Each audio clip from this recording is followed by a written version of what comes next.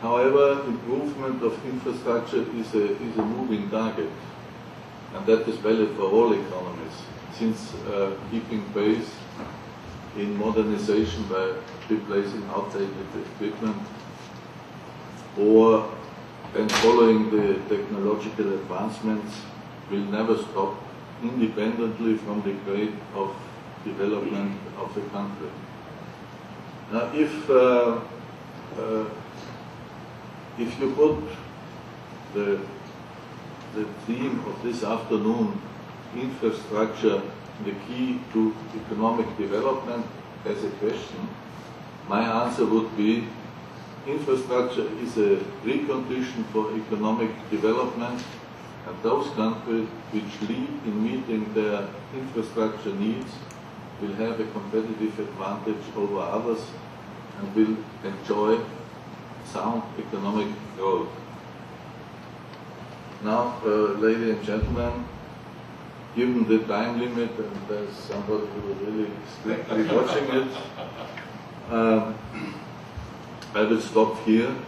I thank you very much for your attention, and I'm looking forward to an interesting discussion on this highly important and complex matter. Thank you very much. Thank you very much, Mr.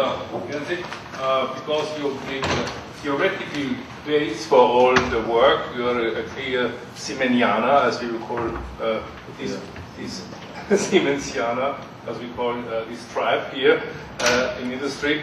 And now we move on to Hans-Jürgen Miko, who is the managing director of Alpine in Salzburg. You have a microphone in front of you.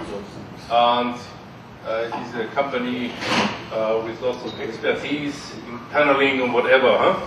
You make holes and holes and holes all over the world. And we close these holes as well. And you close them. Please, you have the floor. Okay, thank you for your kind invitation. Ladies and gentlemen, my keynote is EU infrastructure instruments for traffic infrastructure in the Southeast European countries. Konrad already mentioned how important infrastructure is, and I will try to give you in my 20 minutes, and I will speed up because I have a lot of folios with you, just to give you an indication how it can work and its impact on construction business. Construction, we are a construction company. On my left side also, a big partner, a big player, international player sitting on the table. I really appreciate. And in this case, to give you an indication why such international acting construction companies deal with such matters, because there is the future. We can help to make prosperous countries, and we make our own profit as well. Yes, I said EU finance instruments. How much money for what in general? Just have a focus on the 347 billion euros, thank you for you, which is out of the cohesion policy of the European Union. Why is it so important? Just to give you one indication, we have 27 member states. I will focus then on the remembering 10, EU 10, the last ones, which really are directly connected to SCE. We have 493 million people living there, and EU wants to give money in an amount of 347 billion euros. There is always a principle, it's the principle of additionality, which means cohesion funds must not replace, it's expensive, it should only supplement them. That means the decision how to make infrastructures or how to use these funds is always based on the regional government. It's just a support. And solely enter in those projects which cannot be financed out of the public budget. So it is to be seen as a so-called co-financing, and affects mainly, and I'm coming back to Konrad's remark, it mainly affects construction sectors. For regions which are less prosperous and suffer from their structural problems. Maybe you have heard before in the first session, Mr. Jeloschitz, he was taking really a good situation, how it really works. What is the target? To improve their competitiveness in order to achieve a faster rate of economic development, and this in a sustainable way. What I did not write, in order that we make our good margins and can also take place. The new member states, out of 347 billion euros, have an amount of 177 around. And this is what is also very interesting. If you see the former budgets, it's 166% ahead what has been for those new EU members, where we are mainly acting. And this is the reduction of about 30% of this already initial EU 15 members. This is just to tell you that we have three objectives: convergence objectives, regional competitiveness, and European territorial cooperation, which is just the figures. The most important part is the convergence objects. And this also is combined with the demand that these countries only get these cohesion funds if they are under the EU average gross domestic product, which means 75%, and maximum 85% are financed out of this. It has an influence that I will show you later. This is just a table which I don't want to explain, but each one should see from 2007 to 2013 there is permanently an increase by the European Union, and from 2007 to 2013 the increasement is 19.4% in general. For you it's much more better to see a ranking. What is really, how are these 347 billion euros divided? You see on very top, big topic, Poland. And I think Schnabel will also mention this country, followed by Spain still, Italy, then Czech Republic, and so on. So it's just, I don't want to go into details, but just you see, this EU 27 are well divided, and you can see that also countries out of the EU 15 are still well supported, like Spain and like Greece. But let me go now to these SEE countries. I'm talking about the new member states, EU 10. The first blue column is always that what is really based on the EU funding, and the yellow one is what really the domestic budget has to pay out, otherwise it will not be financed.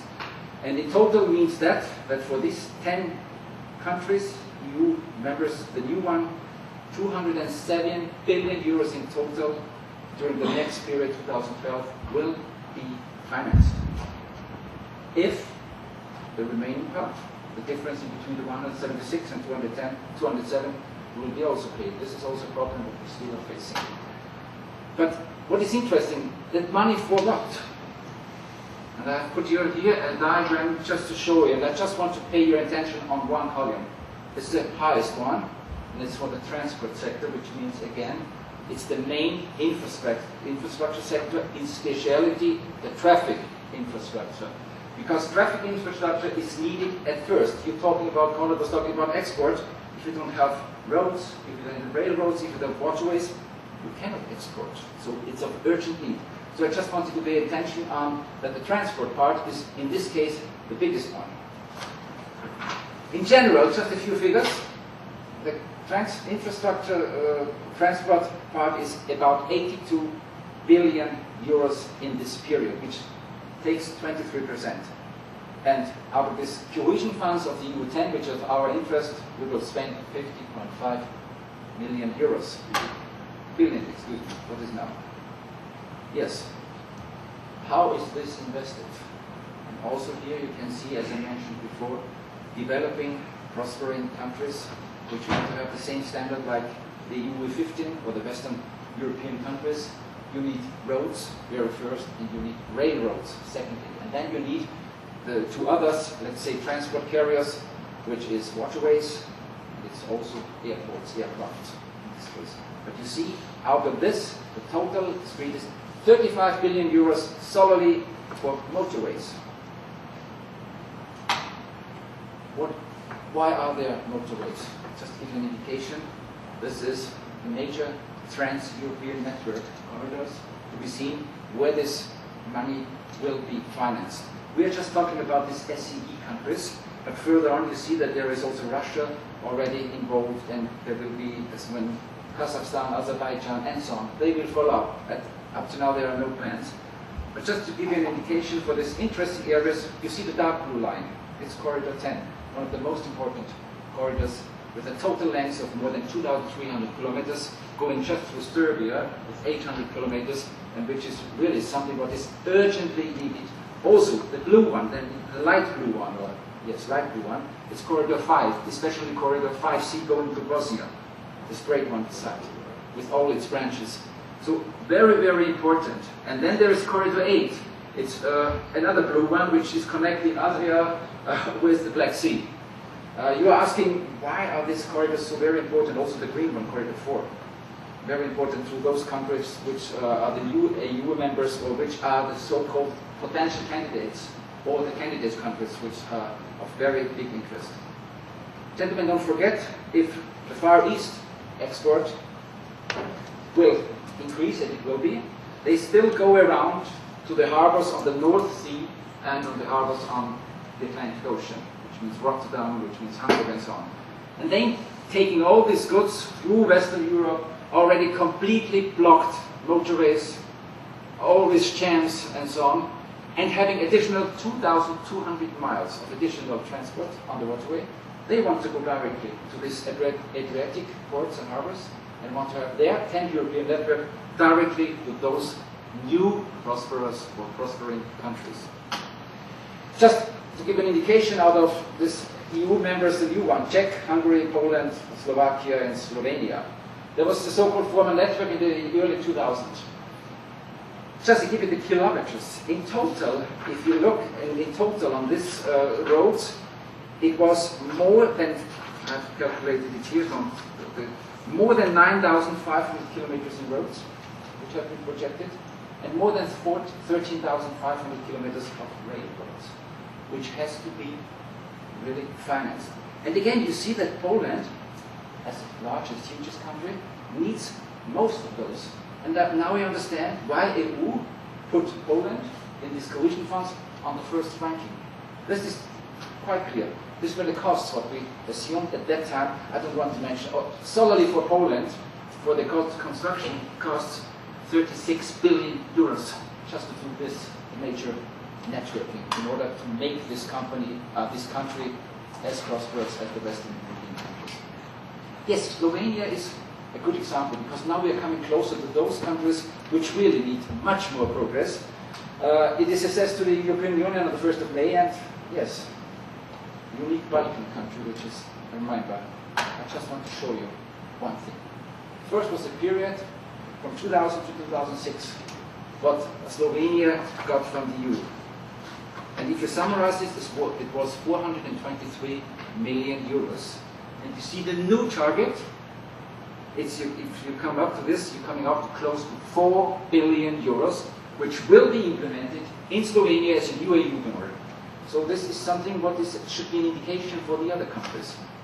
And now I'm coming to these other countries, which is the second, let's say, EU regulation to help those countries which are close to the European frontiers, EU 15, EU 27. And then we have two possibilities. It's a so-called IPA scenario, which is the instrument for pre-accession assistance, which is divided into 5 different components. I just want to pay attention. There's a big difference if you're already a candidate, yes, like Macedonia, like Croatia, and like Turkey, or if you're still a candidate country with the other ones, the former ex-Yugoslavian countries, you only can get all 5 components if you are already a direct candidate, potential candidate, as I mentioned. You only get the first 2 if you're not a candidate. The candidate countries, I told you already, it's the former ex-Yugoslavian countries, Albania, Bosnia, Montenegro, Serbia, and Kosovo. Just for those who are not so familiar with the geographical situation, just to show you what it is.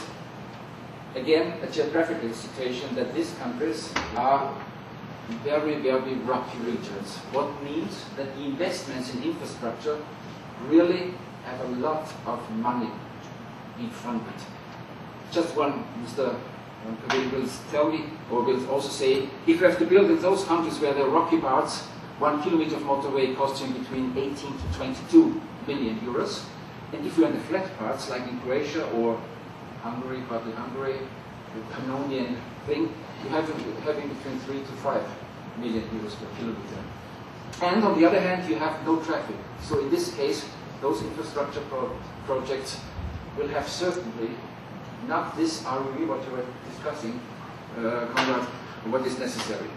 Yes, NEPA funding, just to show you, increased from the year 2007 to 2009 steadily for all these countries. But what I want to show